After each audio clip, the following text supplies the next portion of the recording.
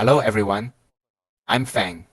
In this session, we're going to talk about a receiving technique that everyone is quite concerned about: how to read spin. This is something very challenging, even for pros like us. I believe it's the most difficult among all techniques. Why is that? Because you have to instantly determine the spin, whether it's topspin or backspin, its placement for hand or backhand side, whether it's short or long, and also adjust to their rhythm. The difficulty lies in making all these judgments instantly. So today I'm going to teach you how to read spin. Let's start with side spin as an example. If it's a side spin shot, and you can determine topspin or backspin based on how the ball stays on the paddle and the angle of contact, that would be the best. Because if you can make that judgment immediately, you'll have more time to prepare. Watch as I serve a few shots. This is side spin with backspin. First, notice the paddle angle during contact. I'm hitting the ball with a flatter paddle. For side spin, the paddle is slightly vertical, making contact at an angle for friction. Also, for a backspin shot, hold the ball on the racket is longer. This is required for generating backspin.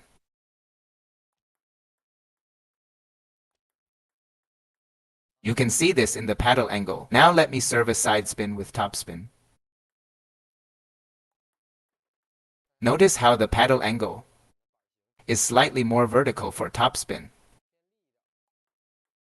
For side spin with backspin, the paddle is flatter, right? You can see the difference.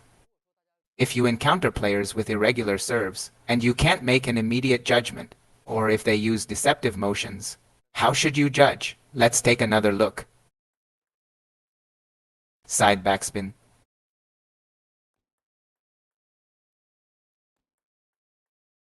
Now I'll serve side topspin.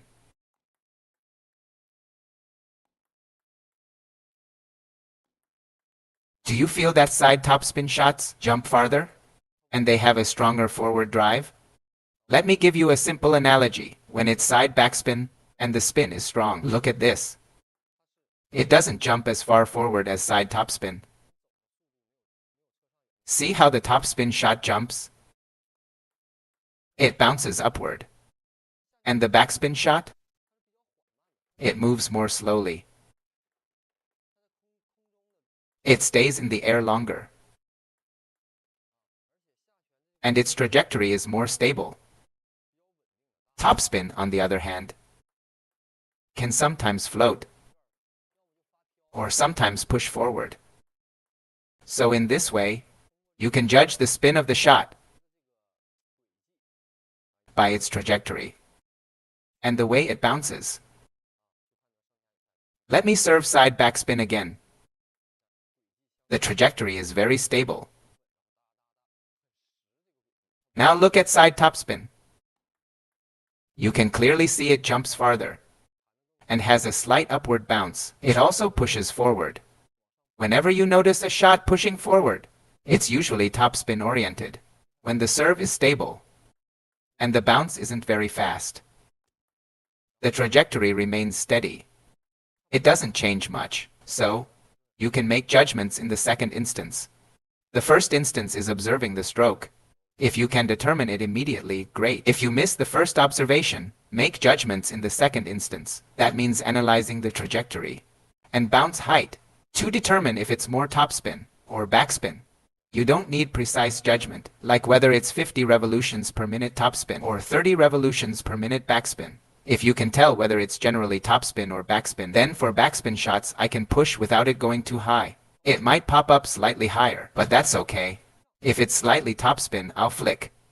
I'll leave some room in my hand to adjust the arc. That way it's completely possible to return the shot onto the table. So don't stress over it too much. You don't need to determine the exact spin. I don't need to push the shot at net height. Or for topspin, I don't need to fully power my flick. If you approach serves like this, you'll easily miss when you make mistakes in serve returns. In a match, your mindset becomes very unstable. As long as you don't let the opponent trip with high quality, then your serve return can be considered successful. Even now, with advanced backhand flick techniques, for slightly topspin shots, I might reduce the time I hold the ball, make it travel forward a bit more. For slightly backspin shots, I'll hold the ball a bit longer, lifting it slightly for a higher arc. You'll increase your margin for error in serve returns, and your overall stability will improve. Even if your fundamentals are great, you can't put those fundamentals to use, so everyone needs to focus on reading spin. Let's talk about hook serves. Actually, reverse side spin serves are judged the same way as side spin serves. Then there's the question of spin versus no spin serves. For backspin serves, we judge by the racket angle. If the racket is flat and holds the ball longer, then it's definitely backspin. If the racket is flat but doesn't hold the ball for long, you might hear the sound of the blade. Backspin makes a friction sound. For no spin serves, you'll hear the blade sound clearly. Listen to the no spin shot. That's one way to judge. Second, observe the racket angle. A flat angle with extended contact time. That's definitely backspin. If you see it being pushed forward without friction, then it's definitely a no-spin shot. Now, here's the second method. Observe the ball logo. This is extremely helpful in determining whether a shot has spin or not. The success rate of this method is very high. If I serve a no-spin shot, you can clearly see the ball logo. You can see the ball's branding clearly. Generally, that's a no-spin shot. If I serve a backspin shot, you can't see the ball logo. When the ball's spin rate increases, it's like a car's tires in motion. Even if a player makes exaggerated movements to disguise a no-spin shot, as long as you can see the ball's logo, it's a no-spin shot. If they make an exaggerated movement and you can't see the ball logo, it's definitely a backspin shot. Additionally, when receiving serves, you need to focus on your opponent.